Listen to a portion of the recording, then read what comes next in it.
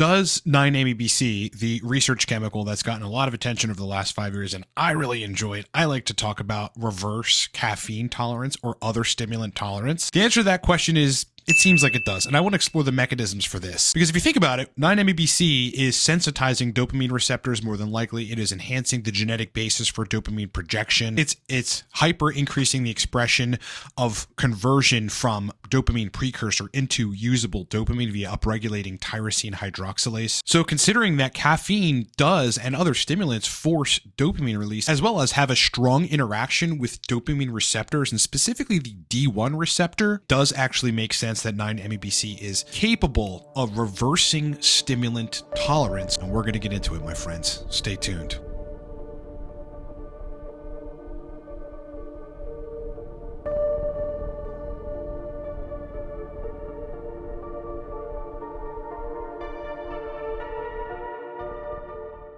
All right, guys, you know the routine. We are supported by a bunch of epic products. I'll just rattle a couple off. Supercharged Dopamine Speed Course, Nootropics Mastery Speed Course, Fix Erectile Dysfunction Now Speed Course, Nootropic Stacks, the Cortex Stack. Now this is $25 a bottle. Still code for that is 25 Cortex, all-day stimulant. And I'm a consultant on nootropics, TRT, biohacking, erectile dysfunction, and a host of other things, and you can hire me in under a minute at livecortex.com. Okay, so this notion that 9-MEBC, which is this crazy, profound, highly effective, and very useful dopamine restoration chemical, can reverse stimulant tolerance, roots all the way back from Reddit threads. This is one of them. Reversing stimulant tolerance, 9-MEBC is the pinnacle, in which this guy goes on to say that dosing 25 to 30 milligrams of 9-MEBC in the morning suddenly got his Vyvanse to work substantially better. Vyvanse basically fosters the release of dopamine from dopamine storage or origination centers. Another post, tips for using 9-MEBC for stimulant tolerance reversal. Well, this is just a guy asking the question, how would I do it? What is the dose? What are your experiences? And a lot of people that weigh in that said, hey, it helped me to this effect, or I wrote posts about it, go check them out. But what we're finding in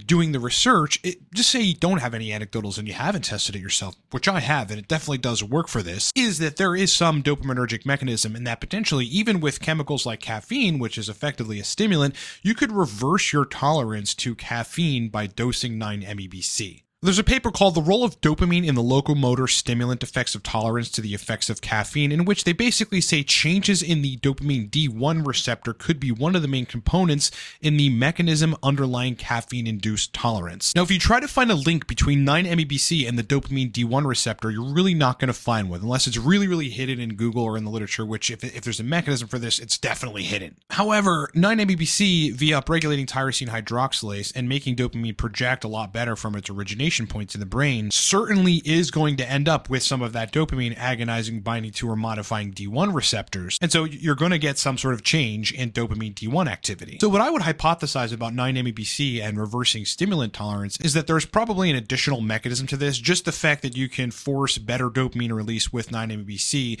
and then take caffeine or an otherwise stimulant, which also forces some dopamine release, that effect would be better. But what is probably happening with the D1 sites is the D1 site is implicated in caffeine tolerance. So what probably is happening is dopamine D1 receptors desensitizing a tad bit to the signal of dopamine. Maybe the receptor is just a little bit less responsive, but then you take 9-MEBC and effectively trigger an overhaul of the dopaminergic system, which it is known to do. I mean, this is a Parkinson's drug, and well, now you have your D1 receptor sensitivity, and now you have a better sensitivity to stimulants. Now, here's the really interesting thing. Here's my anecdotal. When I take 9-MEBC, either a long cycle or even for a short duration of time, 10 days or so, it does change my stimulant tolerance. It makes it so that in the acute period of taking 9-MEBC, I can't really take a whole lot of stims, otherwise they're overpowering. It makes it so that in the days ensuing stopping a 9-MEBC cycle, that stimulants are still very, very powerful. And for me personally, there may be a 60 to 90 day period after a considerable cycle of 9-MEBC where I noticed higher stimulant effect from regular stimulants like caffeine and nootropics that force dopamine release or otherwise, which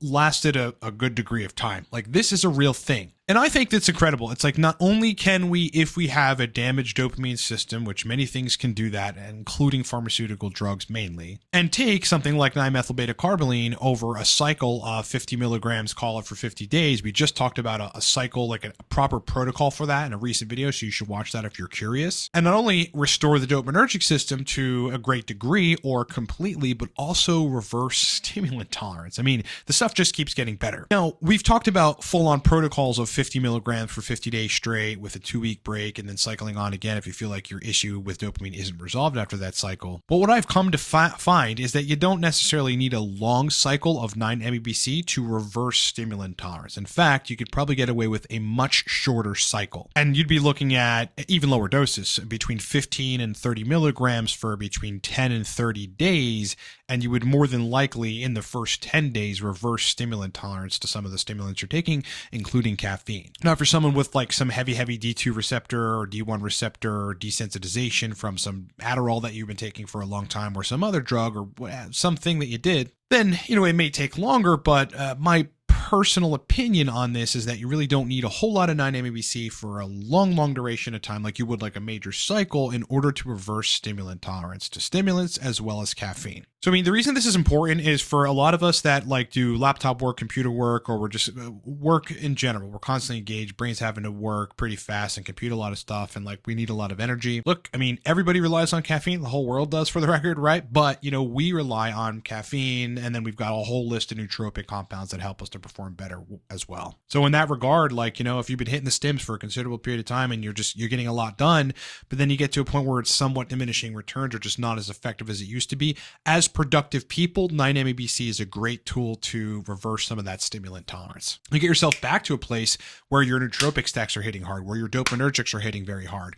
Even though I don't suggest going on these drugs, your pharmaceutical dopamine drugs are hitting harder. Now, there is a post where somebody brings up a pretty good point, aside from just the dopaminergic properties of 9-MeBC and how that may resensitize receptors to stimulants and caffeine, where he basically talks about the monoamine oxidase inhibitor properties of 9-MeBC, which it does have to an extent, and that may be responsible. In fact, he goes, what I can say is that during my time using 9-MeBC at 10 to 15 milligrams daily for about 30 days, is that I've been using nicotine alongside, and I become quite apparently almost hypomanic to an extent that I had not been with nicotine alone. If you understand what hypomania is, that's overactive energy, mood, and behavior and activity levels significantly different than your normal state. So that would be like impulsive activity or just like, really wanting to do things that you typically wouldn't do, maybe sexual stuff or maybe gambling or whatever. I mean, that's indicating very clearly that there's dopaminergic action. Now, it's unclear to me exactly how like 9-MeBC plus nicotine would do that. Nicotine will force a little bit of dopamine release. I don't know the dose of nicotine this person was taking, but it's just something to consider that it may be the monoamine oxidase inhibitor properties that are contributing to the